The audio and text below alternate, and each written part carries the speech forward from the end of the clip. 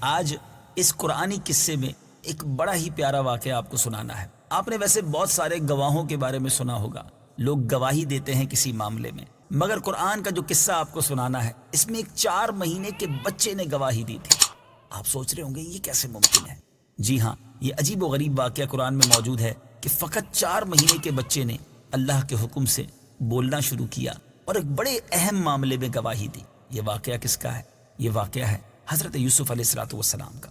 آپ کو جب آپ کے بھائیوں نے کنویں میں ڈال دیا تو ایک شخص جس کا نام مالک بن زعر تھا، جو مدین کا باشندہ تھا، ایک قافلے کے ہمراہ اس کنویں کے پاس پہنچا اور اپنا ڈول کنویں میں ڈالا تو حضرت یوسف علیہ السلام نے اس ڈول کو پکڑ لیا۔ مالک بن زعر نے آپ کو کنویں میں سے نکال لیا تو آپ کے بھائیوں نے اس سے کہا کہ یہ ہمارا بھاگا ہوا غلام ہے۔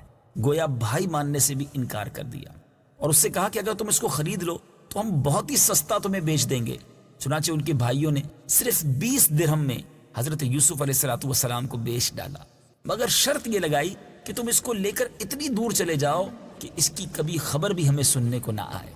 اب مالک بن زعر نے ان کو خرید کر مصر کے بازار کا رخ کیا۔ بازار میں ان کو فروخت کرنے کا اعلان کیا۔ ان دنوں مصر کا بادشاہ ریان بن ولید تھا۔ اس نے اپنے وزیر اعظم کتفیر مصری کو مصر کی حکومت اور خزانے سونپ دیے تھے، اور مصر میں لوگ اس کو عزیز مصر کے خطاب سے پکارتے تھے۔ جب عزیز مصر کو معلوم ہوا کہ بازار مصر میں ایک بہت ہی خوبصورت غلام فروخت کے لیے لایا گیا ہے تو اب حضرت یوسف علیہ السلام جو 20 درہم میں بھائیوں نے آپ کو فروخت کیا تھا، آپ کو معلوم ہے کہ عزیز مصر نے کیا قیمت دے کر آپ کو خریدا۔ عزیز مصر نے آپ کے وزن کے برابر سونا، اتنی ہی چاندی اور اتنا ہی مشک اور اتنے ہی حریر قیمت دے کر خرید لیا، اور گھر لے جا کر اپنی زوجہ زلیخا سے کہا کہ اس غلام کو نہایت ہی اعزاز و اکرام کے ساتھ رکھو۔ اس وقت آپ کی عمر مبارک 13 اور ایک روایت کے مطابق 17 برس تھی۔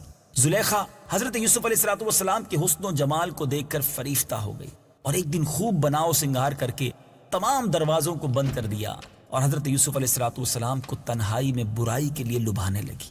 آپ نے معاذ اللہ کہہ کر فرمایا کہ میں اپنے مالک عزیز مصر کے احسان کو فراموش کر کے ہرگز اس کے ساتھ کوئی خیانت نہیں کر سکتا۔ پھر جب خود زلیخا آپ کی طرف لب کی تو آپ بھاگ نکلے۔ زلیخا نے دوڑ کر پیچھے سے آپ کا پیراہن پکڑ لیا، آپ کا کرتا پکڑ لیا جو پھٹ گیا، اور آپ کے پیچھے زلیخا دوڑتی ہوئی صدر دروازے پر پہنچ گئی۔ اتفاق سے ٹھیک اسی حالت میں عزیز مصر مکان میں داخل ہوا۔ دونوں کو دوڑتے دیکھا تو اب زلیخا نے مکر کرتے ہوئے عزیز مصر سے کہا کہ اس غلام کی سزا یہ ہے کہ اس کو جیل خانہ بھیج دیا جائے یا کوئی دوسری سخت سزا دی جائے، کیونکہ اس نے تمہاری گھر والی کے ساتھ برائی کا ارادہ کیا ہے۔ حضرت یوسف علیہ السلام نے کہا کہ اے عزیز مصر، یہ بالکل ہی غلط بیانی کر رہی ہے۔ اس نے خود مجھے لبھایا اور میں اس سے بچنے کے لیے بھاگا تو اس نے میرا پیچھا کیا۔ عزیز مصر اب دونوں طرف کے بیان سن کر حیران رہ گیا اور حضرت یوسف علیہ السلام سے کہنے لگا میں کس طرح مان لوں کہ تم سچے ہو؟ حضرت یوسف علیہ السلام نے کیا کہا؟ بڑی عجیب بات کی۔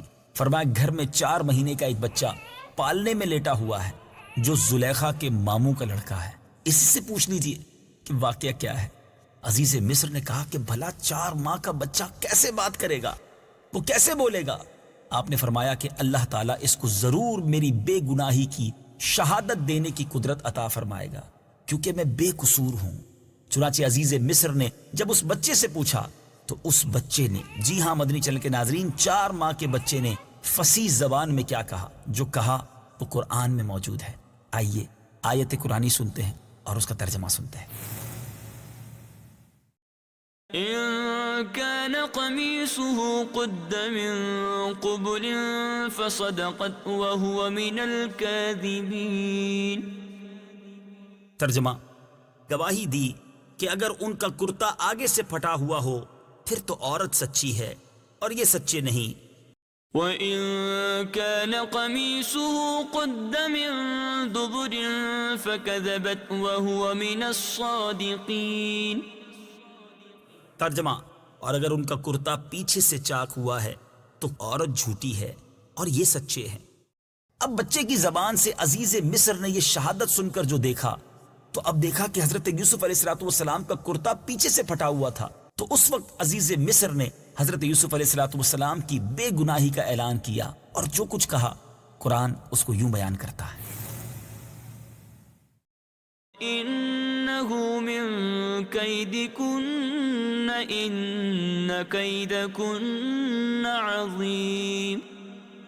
ترجمہ: بے شک یہ تم عورتوں کا مکر ہے، بے شک تمہارا مکر بہت بڑا ہے. يوسف أعرض عن هذا واستغفري لذنبك إنك كنت من الخاطئين. ترجمہ: اے یوسف تم اس بات سے درگزر کرو، اور اے عورت تو اپنے گناہ کی معافی مانگ، بے شک تو ہی خطا کاروں میں سے ہے. میٹھے میٹھے اسلامی بھائیوں، یہ واقعہ آپ نے سنا، بڑا ہی عجیب و غریب. 4 ماہ کے بچے کی گواہی دینا اللہ کے نبیوں کی کیا شان ہوا کرتی ہے. اور یہاں ایک اور بات ہم سب کے لیے بہت بڑا درس ہے. لوگوں میں تو ہم گناہوں سے بعض اوقات بچ جاتے ہیں، لوگوں کے سامنے ہم نیک بھی نظر آتے ہیں، لیکن اصل بات یہ ہے کہ جب اکیلے میں گناہ کا موقع بھی ملے اور انسان اس وقت گناہوں سے بچ جائے، اس وقت اس پر اللہ کا خوف طاری ہو جائے. اور یہی اللہ والوں کا طریقہ ہے. اللہ کریم ہمیں ظاہری طور پر بھی نیک بنائے اور باطنی طور پہ بھی اپنا پسندیدہ بندہ بنائے.